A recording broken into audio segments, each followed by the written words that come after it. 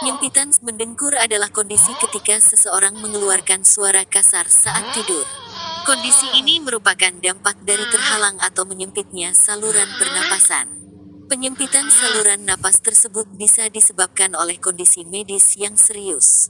Walaupun demikian, terkadang orang yang mendengkur dapat mengalami gejala sebagai berikut: sering terbangun ketika tidur malam hari, nyeri tenggorokan ketika bangun, sering merasa tidak cukup tidur, pusing atau sakit kepala ketika bangun, penurunan pada kualitas pekerjaan atau prestasi di sekolah. Kapan harus ke dokter? Dianjurkan untuk menemui dokter jika Anda sering mendengkur, terutama bila mendengkur terjadi lebih dari 3 kali seminggu, terbangun akibat tersedak atau dengan terengah-engah, merasakan sakit di kepala atau tenggorokan setiap bangun tidur, merasa sangat mengantuk di siang hari sehingga sulit berkonsentrasi, menderita tekanan darah tinggi, hipertensi. Mendengkur bisa berhenti